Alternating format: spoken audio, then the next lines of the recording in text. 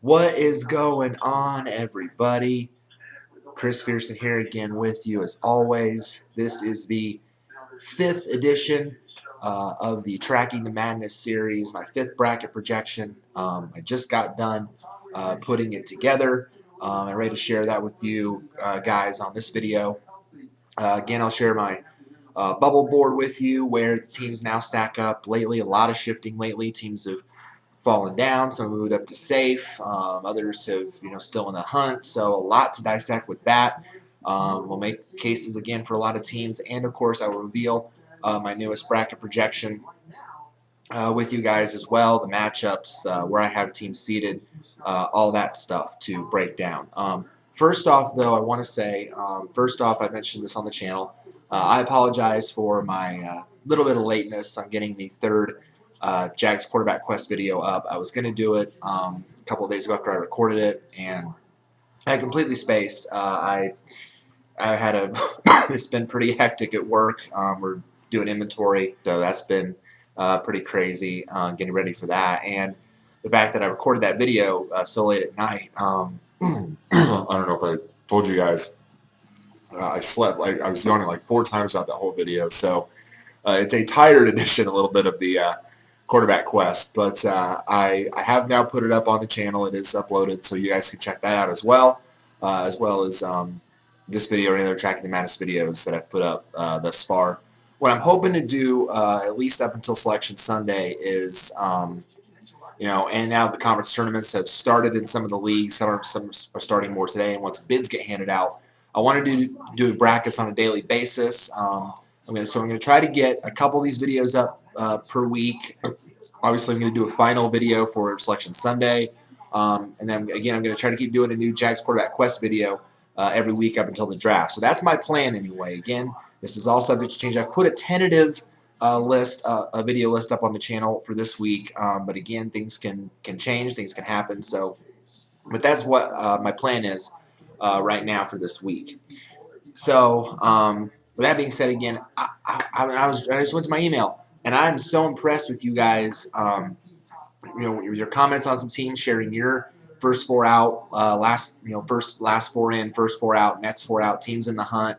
I love reading about those, and I love seeing your guys' thoughts on those teams. And there were debates for teams. We were talking about BYU, we were talking about Marquette, we were talking about all these different teams and scenarios. So thank you guys so much. I really love seeing those comments and debating, making cases for and against teams, and seeing how you guys' compares to mine. So I really appreciate that. And again, thank you for the views, for the subscribers. You guys are awesome. So with that being said, let's get right into it. Let's take a look at, let me pull it up here so that I have it in front of me. The latest bubble board that I have, this is through, of course, games of yesterday. This is updated, so this is right now as of this moment. I only have one team right now that's really still safe, but I have them as a close to lock, and that's Oregon. I think that Oregon is in a very good position right now regarding to the bubble. Yes, they are still at a 500 record in the Pac-12, but you've got to remember the Pac-12 is a very strong league. Oregon's RPI is in the 30s at 33. And I talked to somebody about this, about BYU, about how I define a bubble team. I mentioned that on here. And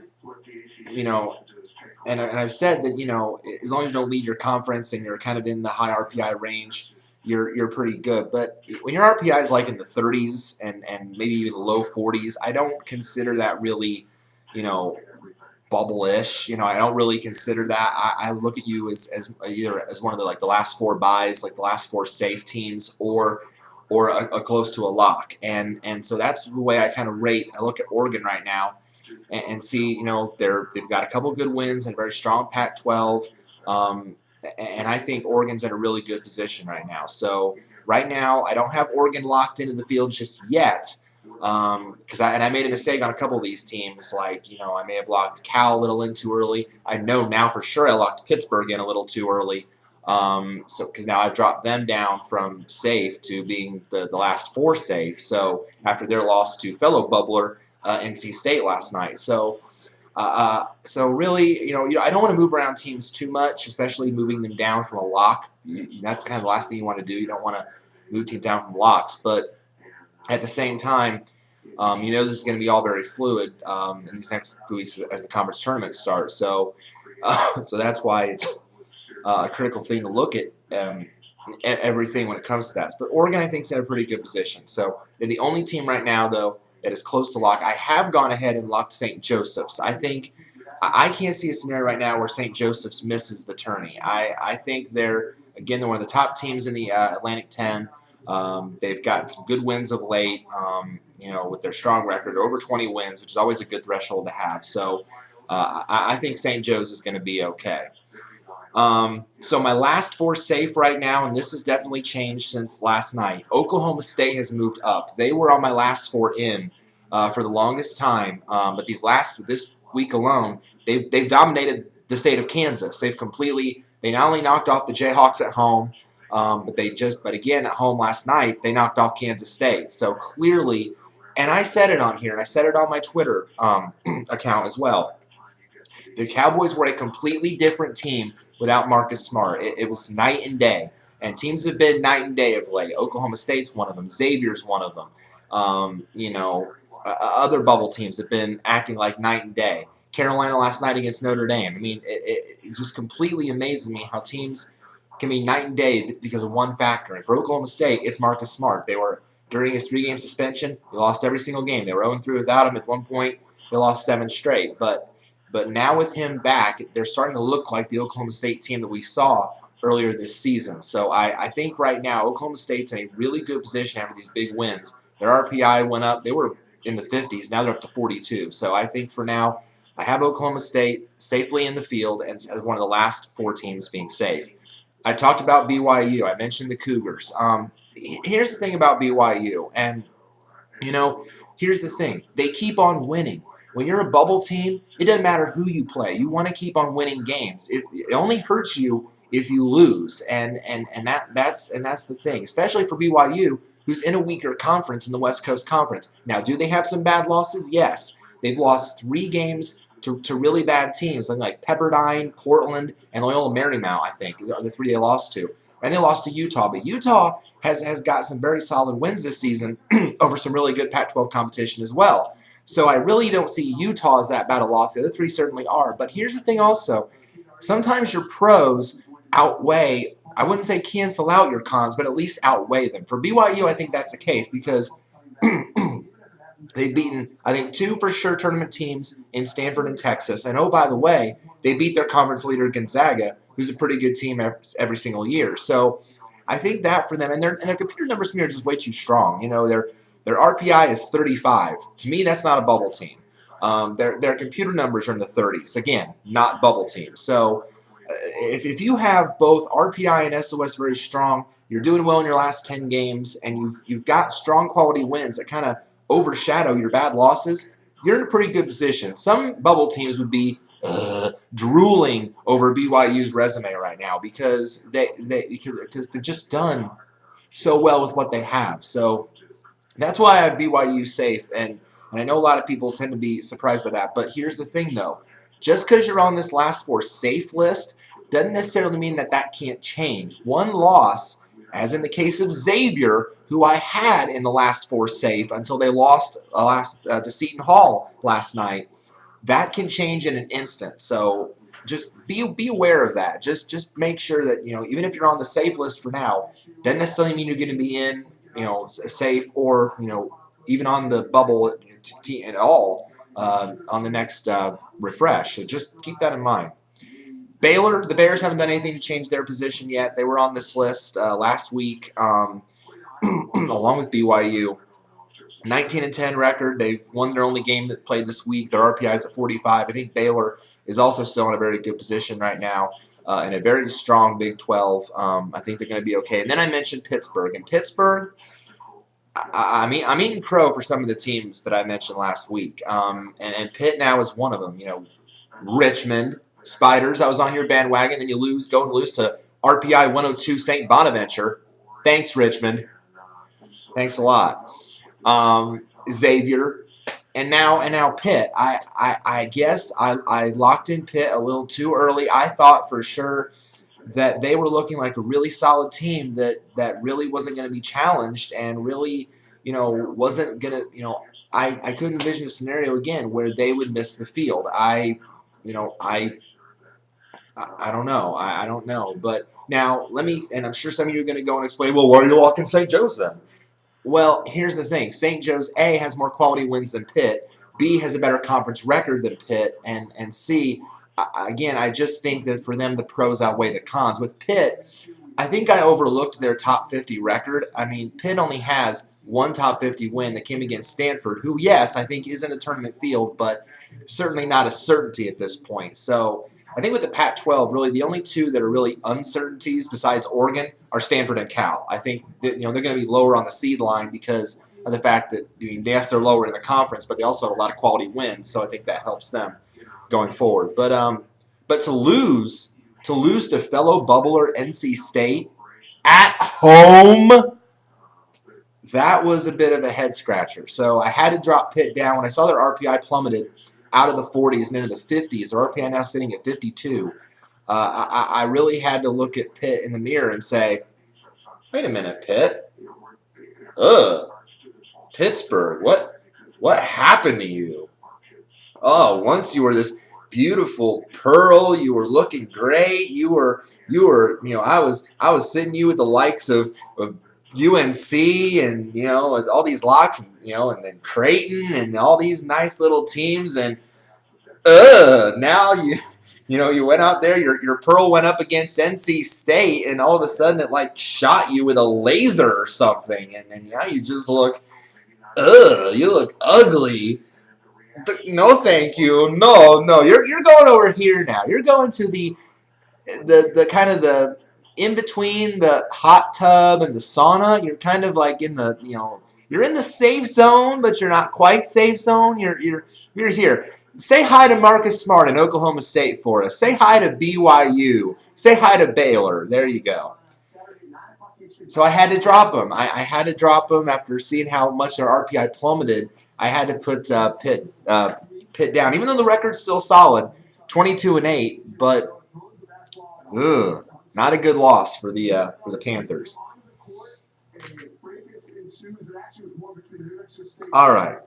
So next, let's talk about who's the last four in. Who are the teams that I barely have in the field right now? These teams in those last four, kind of on that 11-12 seed line, kind of playing those first four games in Dayton. And here's another mistake I made last week, and I can't believe nobody caught me on this. I keep calling those games the opening round. I forgot that last year or the year before they changed it to first four. It's first four to final four. It started with VCU 2011. I completely spaced on that. You guys got to catch me on these things. I called it opening round, and I'm like, no, that's wrong. I listen to it again. I'm like, no, it's called the first four. First four in Dayton. So there's no more opening round anymore. It's first four. So that's where these teams would fall. Last four in, Missouri. Missouri's really been hit or miss. I've had them anywhere from the last four safe but I had to drop them because, again, I had to move Oklahoma State up. I had to move Xavier down. So someone had to take up that next last four in spot, and unfortunately, it had to be Missouri. So now Missouri still looks pretty solid. Top 50, 2 wins against the top 50, 8-8 against the top 100. That's really good. So Missouri.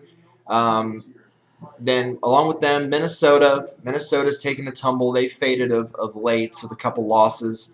But the thing that's helping Minnesota, though, is they're playing in the Big Ten. Their strength of schedule is 3. I mean, that is impressive in and of itself. So that's good for them. I mentioned Xavier. Xavier has one of the squirreliest resumes, and I tweeted this out too, that I have ever seen. I mean, you want to talk about a squirrely resume, you need look no further than Xavier, okay? You're telling me that a Xavier team that destroyed Dougie McBuckets and Creighton, and, I mean, and who else? And who else? You're telling me, and they beat Cincinnati. They beat Cincinnati. and Tennessee. You're telling me this team that beat Cincinnati, Creighton, and Tennessee gets swept by the likes of Seton Hall. Seton Hall? Seton Hall hasn't been good since P.J. Carlesimo was coach. Seton Hall. Oh my gosh.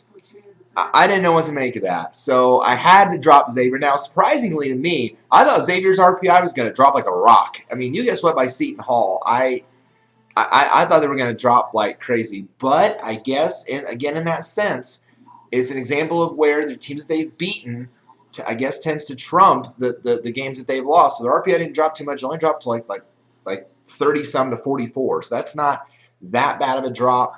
But they are on the last four in line because of that. And then Tennessee, Tennessee hadn't done anything to change their situation. They've been on LFI for a long time now. First four out, Arkansas. I had Arkansas in the field last week on the last four in, but again, I'd love to keep Arkansas in the field, but again, it's so close right now between these teams at the top and these teams down below. But again, any change in those teams at the top could put an Arkansas or a Dayton, who's right below them, back in the field. I love Arkansas. I love Dayton. I love their profiles. Their records are strong. They each have 4 top 50 wins. They've got great records against the top 100, great records in their last 10 games. But the problem is Arkansas and Dayton weren't expected to do this well so early in the year. So they've kind of been on an upswing, and they have to start chasing everybody at the top of them. It's kind of like Wile E. Coyote chasing the Roadrunner. It's just, I can't keep up with him. I can't keep up. I got to buy Acme products just to do it. No one expected Arkansas and Dayton to do that well. So it was kind of a surprise out of left field. So I'd love to keep Arkansas in the field. I'd love to put Dayton in the field, but a little bit of more work to do. Plus, their strength of schedules aren't as good as, say, a Minnesota with a 3, or a Tennessee with a 19 strength of schedule, or even a Xavier with a 40. Arkansas's SOS is 78. Dayton's is 69. That is not very good. So I have to really look at that and factor that in as well. Joining Arkansas and Dayton on the first four out is Providence. A lot of debate about Providence. Providence has some 2 top 50 wins this season, but haven't been hot of late. 5-5 last 10 games, only 500 on the road. So again, they're a defined bubble team. They're very much in the discussion, but nothing really separates themselves from the teams above them. And then you've got Nebraska, and I was also I had someone comment that he had Nebraska in like either his first four in, next four out as well. I love the job that Nebraska has done with Tim Miles in the Big Ten, and I've mentioned it on here. But for me with Nebraska, I think they really need a strong run in the Big Ten tournament to really get a deep look from the committee. I think that they really, they're 17-11 right now. If they can get to that 20-win threshold, then I think you really take a more serious look at Nebraska. Now, they do have 3 top 50 wins. They've been hot of late. They're 8-2 in their last 10 games. That's very impressive. But the problem, though, is they're a home team. They won a lot of games at home. They're 2-8 in true road games. That's not very. I didn't really show the committee that you can win away from your home floor. So Nebraska needs some more big wins, a good run attorney, wins away from home, and I think then they'll be in a better position to impress the committee. And then the next four out, Florida State has been wavering back and forth over these past few weeks as well. Nothing really stands out for Florida State. Their numbers are good. 57 RPI, 46 strength of schedule, but only 2 top 50 wins, 5-10 against top 100. You got to win some of these games. 4-6 in their last 10. Florida State needs to make a pretty big run as well. And the Richmond Spiders. Here I go. I will eat my big plate of crow. I will.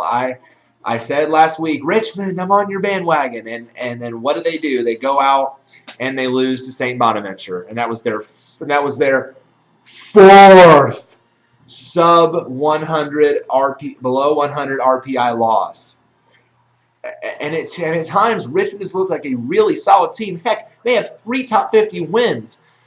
But sometimes you can't afford, in a league as strong as the A10, you can't really afford to lose to teams like that, you just can't. And now they're 5-5 in their last 10. They have a losing road record as well. Their numbers are plummeting. It doesn't help. It doesn't help when you lose to teams that you're not supposed to lose to. You don't lose to RPI 102, St. Bonaventure, or who else have they lost to?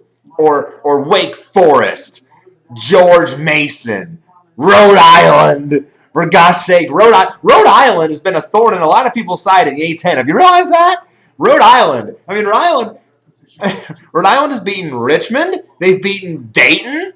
They've beaten all the bubble teams. I mean, bubble teams do not want to play Rhode Island. It's like taking a can of Raid and just trying to spray, the roach spray on Rhode Island. Stay away, Rhode Island! Stay away from us! No, we don't want you. We don't want that. Or like the John Capaluro reference to pepper spray. That his stand-up act, I need more lethal with pepper spray. Oh, see, now you're burnt. Now, well, that's Rhode Island. That's Rhode Island to Dayton and Richmond. Oh, you're a bubble team. Well, see, now you're not in anymore. See, now we spray you. Yeah, now you can't see crap. Yeah, okay. Yeah, there you go. Yeah, we're Rhode Island. Yeah, how about that? Rhode Island pepper spray. Yeah, there you go. Here's our St. Bonaventure pepper spray, Richmond.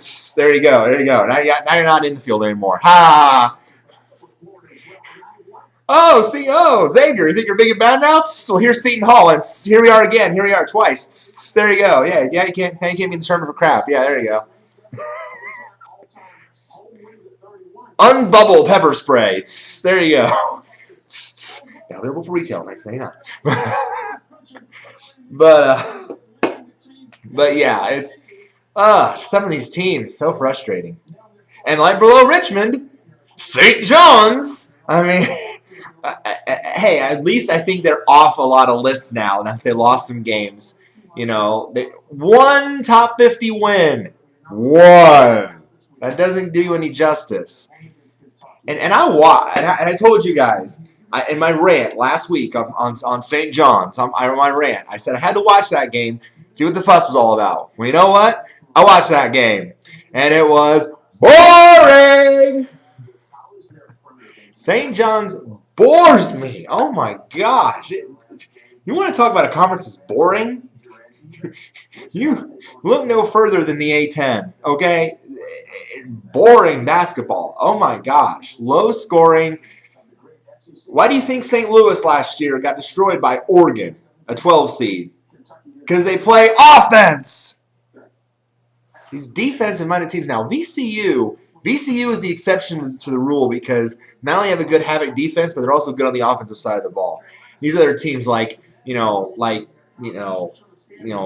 Dayton and Richmond and St. Louis and George Washington, all these teams, and these Big East teams as well, St. John's and Xavier, boring.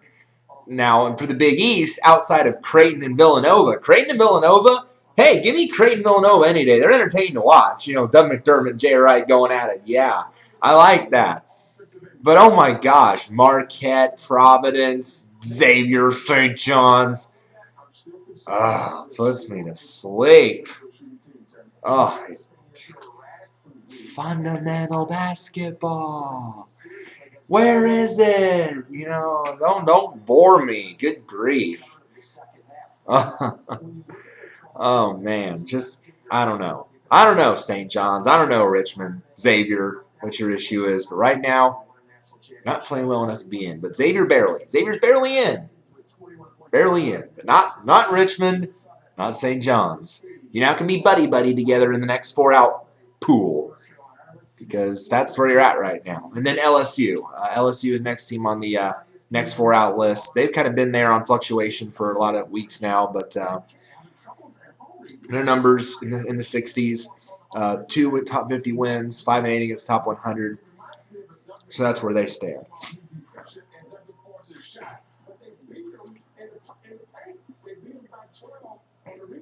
And then all the teams that are in the hunt. A lot of teams on this list. St. Mary's, Georgetown. Georgetown has 4 top 50 wins. The problem with Georgetown, though, their record's not pretty. 16-12. They'll work on that. And they're a bad road team, 2-7. Clemson, Boise State, NC State moved up considerably when that went over Pitt. Their SOS moved up to 33. Their RPI went up to 62. So looking very strong there. Indiana State. Oh, Marquette. We also had someone ask me about why is Marquette on the bubble board. Well, now Marquette, I will say right now, is a long shot to get in the field. I will say that. But the bubble is so soft this year. So a team can go on a run and they can be very much in the discussion. So, so it's. I mean, for gosh sakes, Will Sheehy of Indiana, after they beat Ohio State this past weekend, said if we go on a run, we have a pretty good resume. Come in and take a look at us. Well, and I think he's got a point because Indiana recracked the top 80 in RPI this week, 4 top 50 wins, SOS in the low 50s. They're on the outside right now. They're far on the outside, but they're certainly in the discussion. Same with Illinois. Same with the likes of San Francisco of the West Coast. I mean, their numbers, aren't great, but excuse me, but 8-2 in the last 10 games, a solid road record. So, yes, these teams on the lower half of it, yes, I realize they are long shots, yes. But if they get on a run going, you can't really count anybody out who's at least in that general area. So it's just a lot to dissect with that. And the few teams off the board, deeper than that, Middle Tennessee, Louisiana Tech, Western Michigan, these are teams that are in the conference hunt, but not necessarily with a solid enough profile to get in unless they win their conference tournament, at least in my opinion. And we all know, if you guys remember on my channel last year, about Middle Tennessee. I launched that whole assault to eliminate that mistake because I didn't think they deserved to be in the field. And what happened? They lost their first 4 games, as they should have, because they didn't deserve to be in. Still drives me crazy to this day. All right, so that's where the bubble board stands and where everybody shapes up for that. So just, there's just a lot to dissect. Again, a lot of these situations can change with these teams. A lot to look at. And again, if you have, I love reading your guys' thoughts. So again, if you have any thoughts on these teams, or a bubble team, or share your first 4 in, next 4 out, safe teams, who's in the hunt. I'd love to see it. I'd love to see where you and I, differ and share my case on it. So that way we kind of get a feel for where we're at relating to the field. Touching up on some of the other conferences, again, some of the conference tournaments are starting this week. America East, Vermont's looks like they're going to be the favorite to win that conference tournament, although Stony Brook certainly will be in the discussion as well. The American, I think, is going to. I have 5 teams as locks, and they're going to solidly have 5 teams in the field. A10 right now, I have same thing. I have 5 teams as locks. Dayton and Richmond, the bubble teams.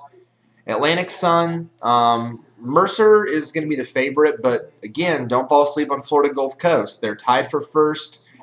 At the end of the regular season, tied for first. They start their conference tournament today. And I would be shocked if it was anyone besides Mercer and Florida Gulf Coast in that conference tournament final. Big 12 right now, I think, gets 7. Again, Oklahoma State, Baylor, still kind of the question marks, but for now I have them both safe. Big East, right now the Big East, they'll be lucky to get 2. Again, there's a lot of question marks with these teams, but, Villanova and Creighton are in for sure, but I think, I think there's just a lot to dissect. Xavier and Providence are the ones in the mix right now.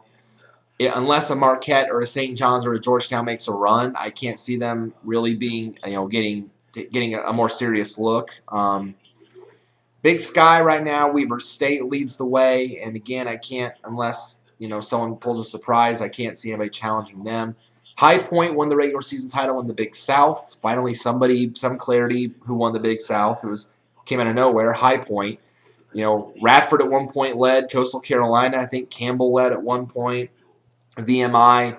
But finally, we have clear-cut #1 seed, but doesn't guarantee they'll win the conference tournament because they've lost to Campbell, Radford, VMI. So Big South is wide open.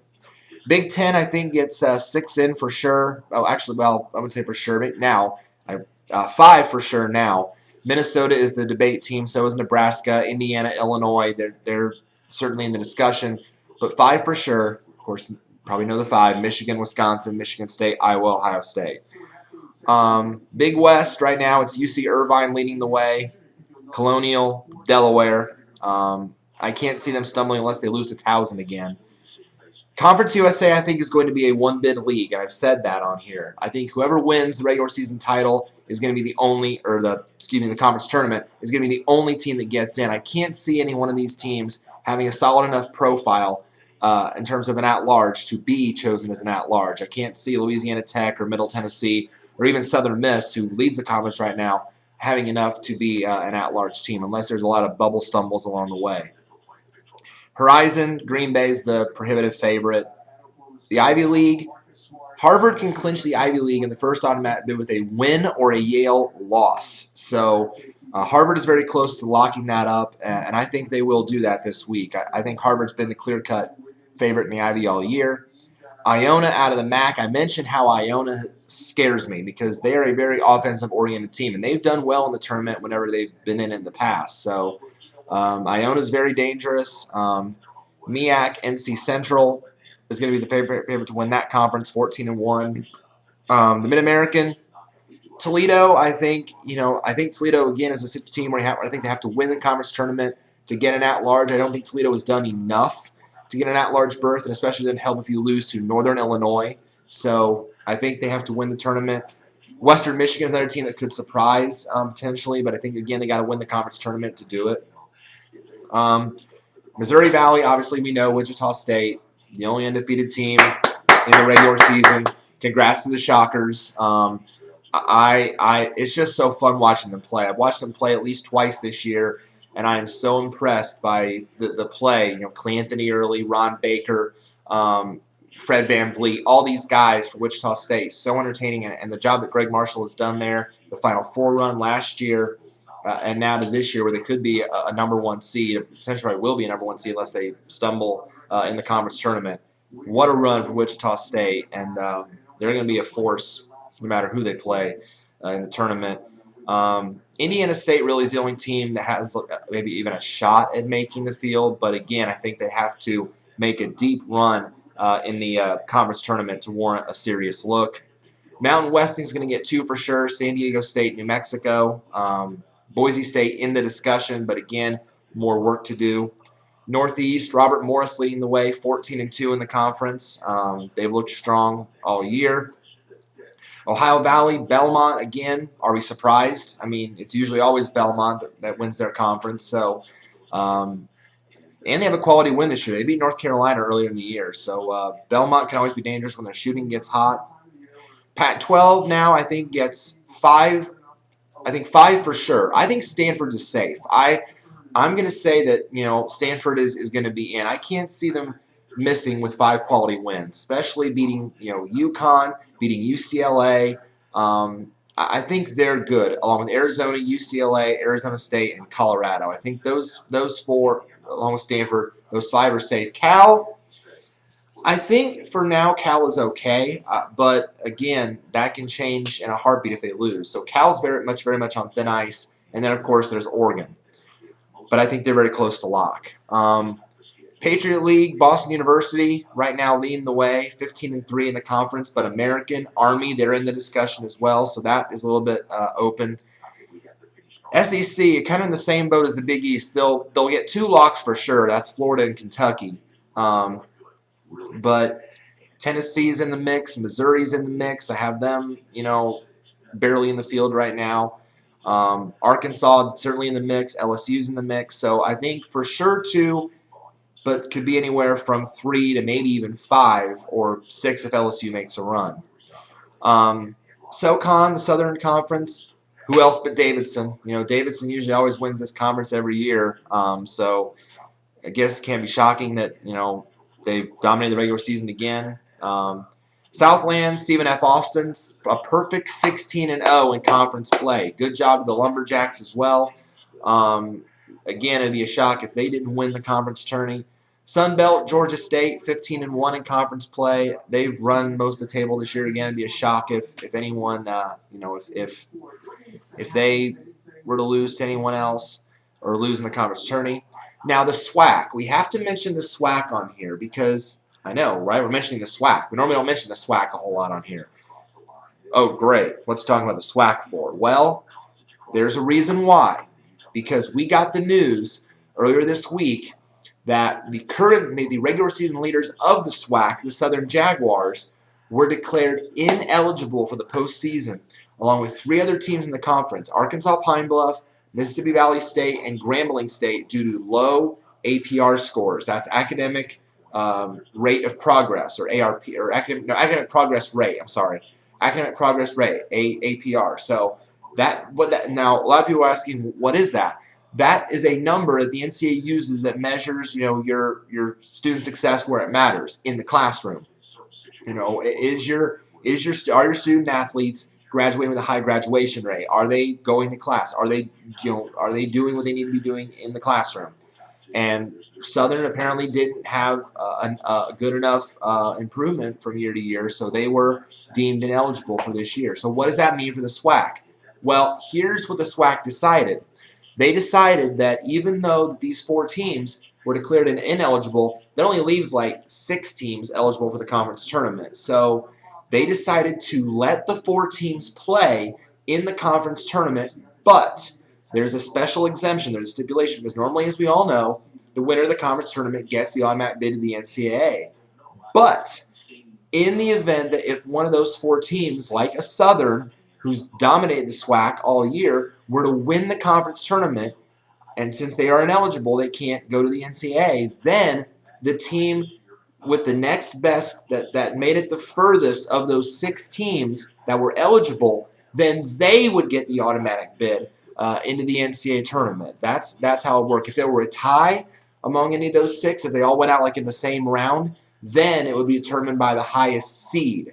So this really brings up a lot of kind of chaos in that regard. So right now, the team that would be eligible out of the SWAC that's leading right now are the Alabama State Hornets. They would be in right now. They have the best record, 10-6 in the conference, based on where they're at right now. So they're kind of battling with Texas Southern right now for that top spot. So that's where the SWAC stands at this moment.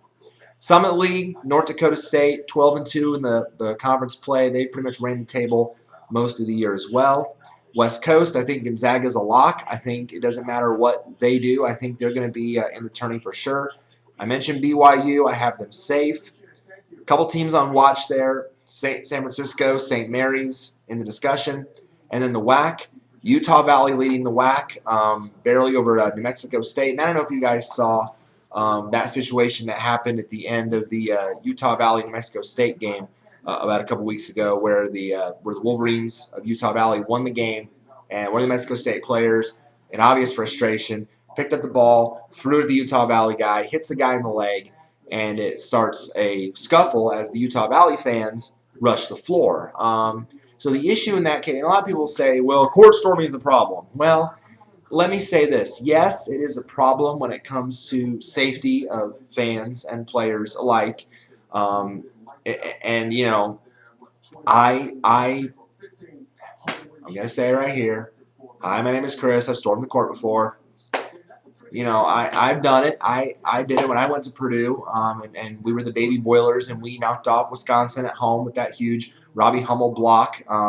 Yes, I did what everyone else did in the paint crew. I stormed the floor because, that's what you do in college. You get a big win over a ranked team you're not expected to beat, and what do? Party! Storm the floor. And I tweeted about this too after South Carolina, knocked off Kentucky this past week. And now the SEC, though, has a very stern policy about field rushing and court storming.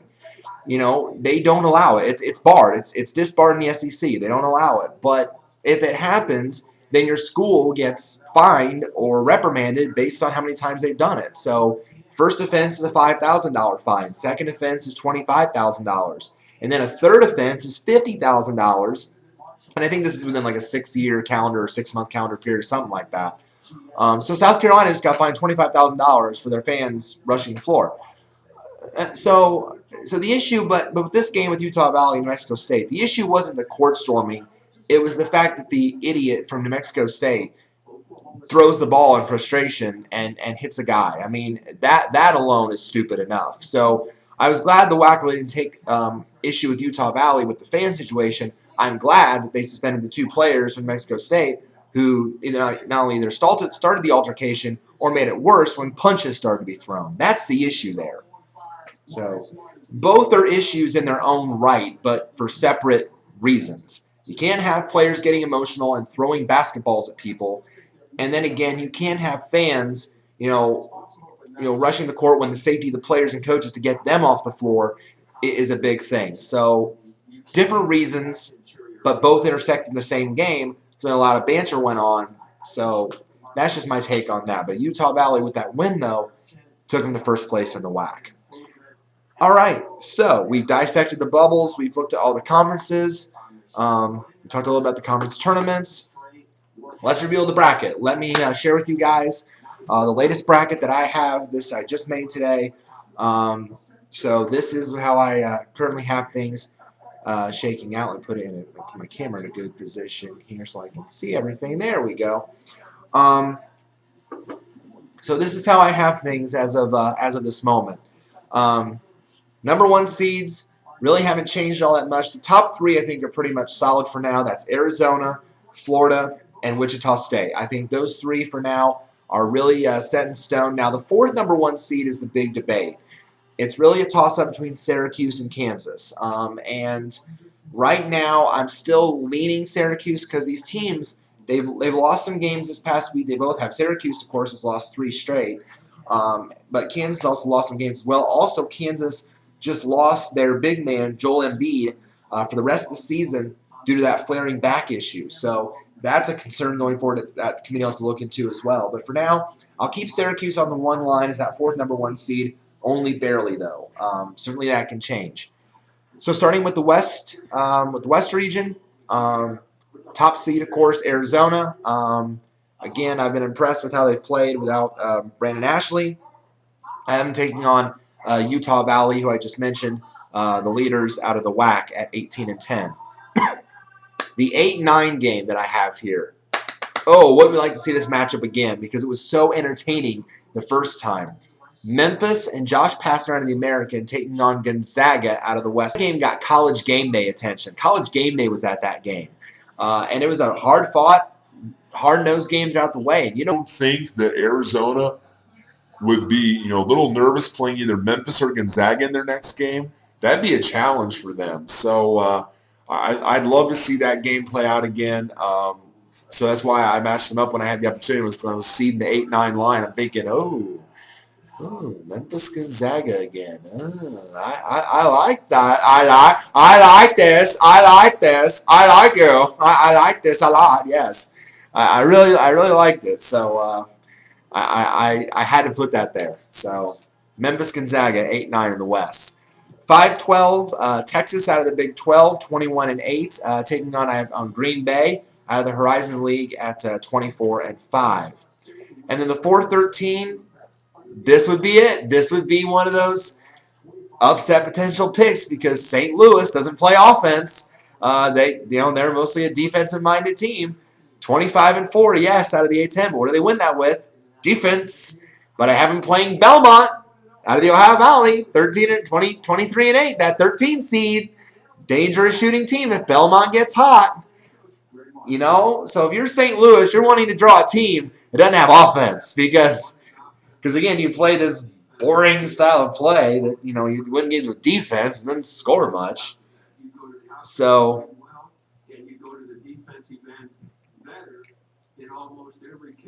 ooh, I gotta pause that. I need to watch that.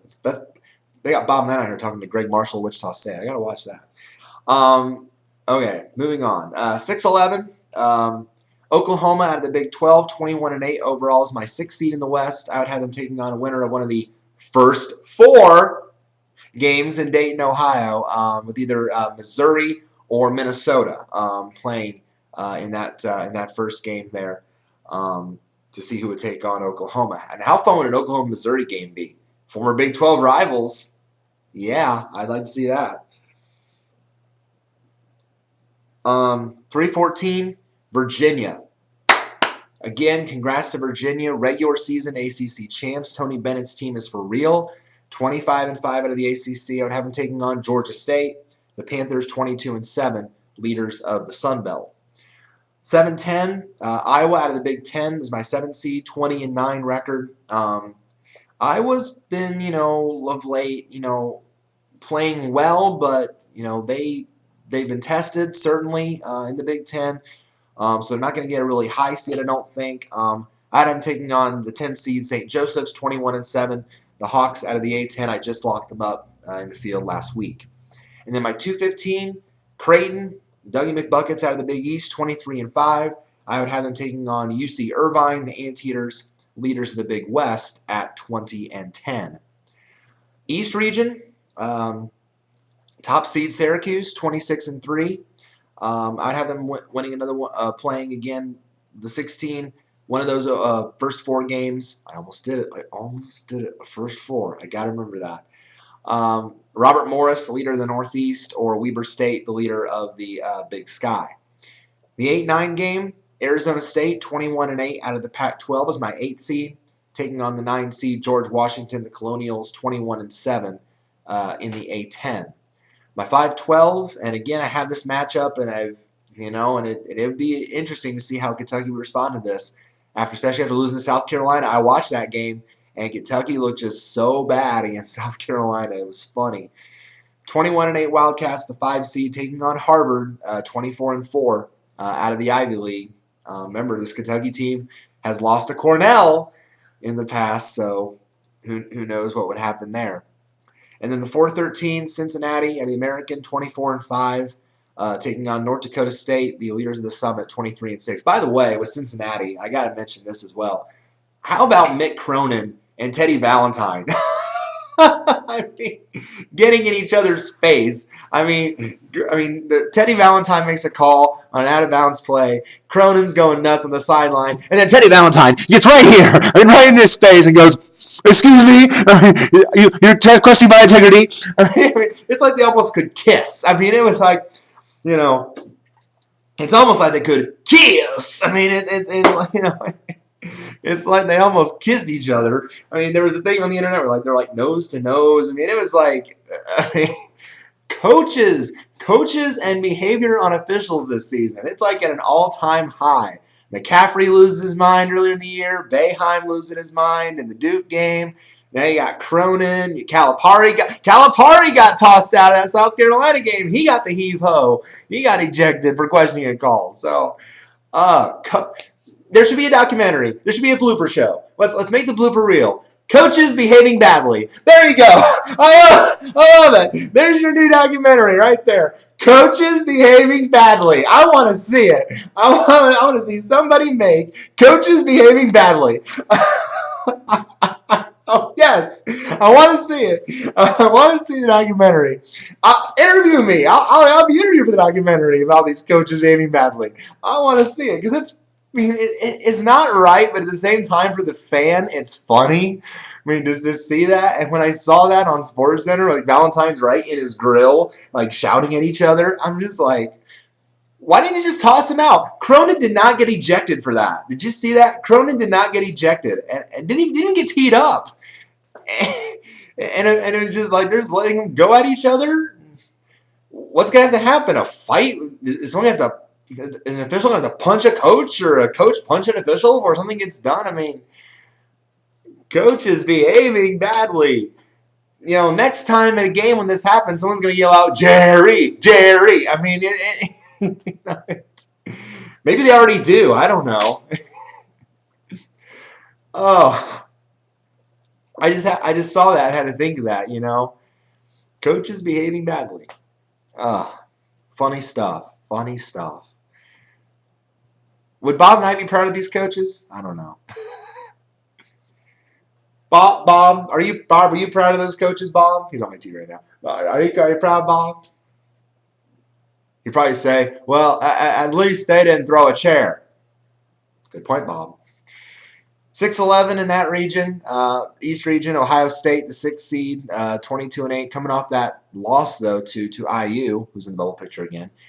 Taking on Cal, 18-11 out of the Pac-12 again. Cal, again, kind of in that zone between lock and not so much. You know, they're certainly, I think, safe for now, but they're very much wavering on the line. They're barely top 50 RPI team. They've got 3 top 50 wins, so they have that going for them. 3-14, Duke out of the ACC, taking on Delaware, leaders of the Colonial.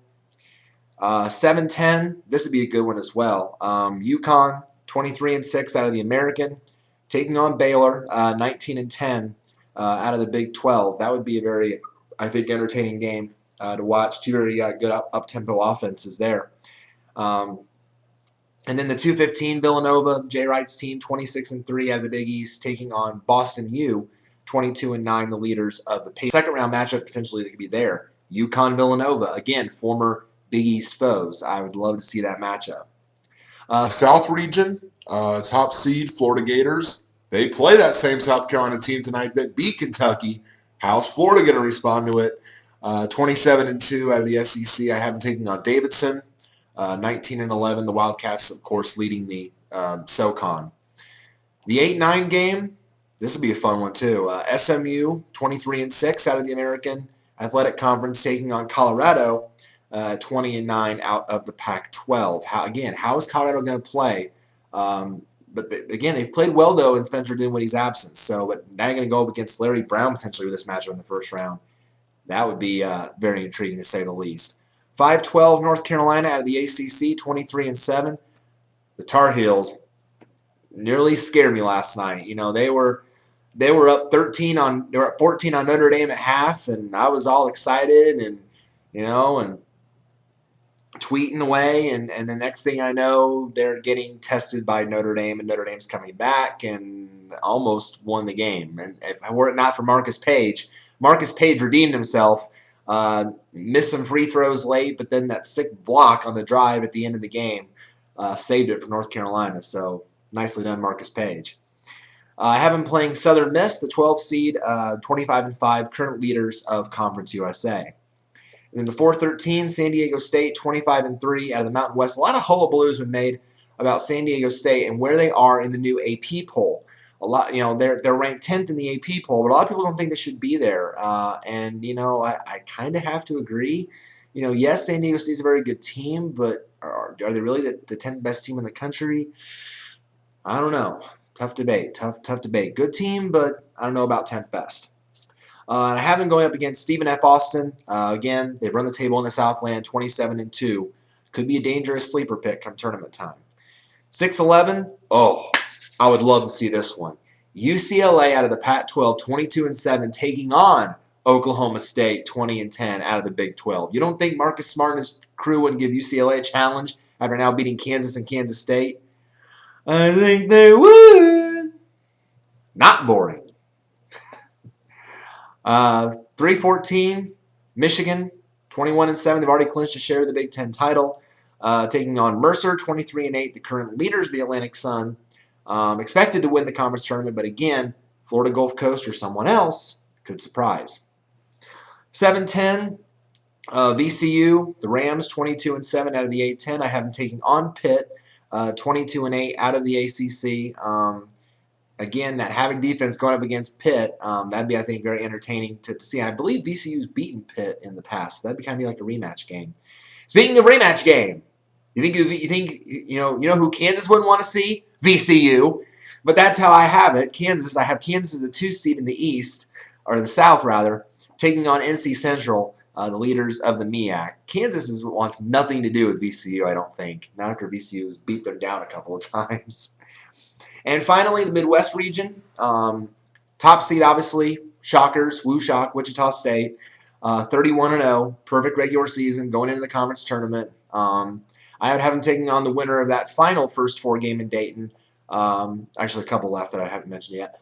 This would be High Point, your leaders of the Big South, and Alabama State, the leaders of the SWAC. Again, the leader of the SWAC because, again, Southern is ineligible. 8-9, Kansas State out of the Big 12, 20-10, coming off that loss to Oklahoma State. I'd have them taking on Stanford, 18-10. Out of the Pac-12, the Cardinal have 5, as I mentioned, top 50 wins this season. 5-12, Louisville, the 5 seed out of the American, 24-5, your defending national champions.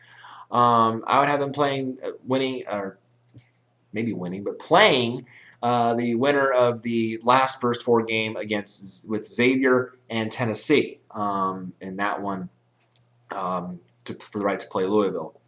And the 4-13, this could be an intriguing one. Michigan State, 22-7 out of the Big 10, taking on Iona, 20-9 out of the MAC. Again, Iona scares me with their offense, but Michigan State needs to get fully healthy. And I think once they are, they'll be a better team. What's the saying? Don't bet against Izzo in March. So I think once they get finally around to being a fully healthy team, they'll be more of a challenge for teams. 6-11, I have Massachusetts from the A-10, 22-6, taking on BYU, 21-10 out of the West Coast. 3-14, Iowa State out of the Big 12, 22-6. A lot of people talking about Iowa State as a potential real dangerous team, and I have to agree. They have 3 very good players on that roster. Fred Hoiberg does a great job coaching that team.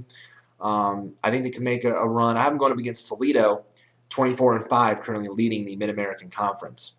7-10, New Mexico, 23-5, leaders of the Mountain West. I have them taking on, or co-leaders, I should say, with San Diego State. I have them taking on Oregon, 20-8. Again, I mentioned the Ducks, how close they are to lock status out of the Pac-12. And the 2-15, Wisconsin, 24-5 out of the Big 10 is my 2 seed. I have them taking on Vermont, 21-9, the leaders of the America East. All right, guys, so that is it for this edition of Tracking the Madness. Again, I just want to say again, thank you guys for all the views.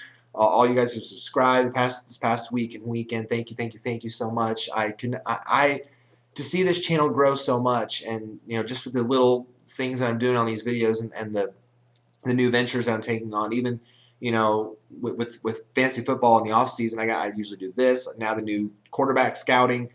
I really want to do more with this channel in the future, and as ideas come to me, I might think of some things, but I really enjoy sharing the brackets with you guys, scouting these quarterbacks. It's been fun. It's been a blast, and I love reading your guys' comments. So again, feel free, leave your comments, leave your questions on the channel or on this video. I check my Gmail as often as I can, so and then I reply as quick as I can. So thank you guys again so much, and again, let me know where your bubbles stack up, where your teams are at. Share a team you think is not getting enough love, too much love. Share your thoughts. I'd love to see what you guys think. So stay tuned the rest of this week for the next Jaguars quarterback quest video number 4 in that series. I'm going to spend tomorrow researching, and then Thursday I hope to have the video recorded and up by then. So, and then as for this series, hopefully I hope to have a next video up. Probably either weekend or early next week. I want to get more brackets out as the conference tournaments start to go on. So hopefully some more will be up as the days go by, leading up to Selection Sunday. We're 12 days away, guys. So this is it. This is where nitty gritty really means it. So thank you guys again. Stay tuned. God bless, and see you next time. Thanks, guys.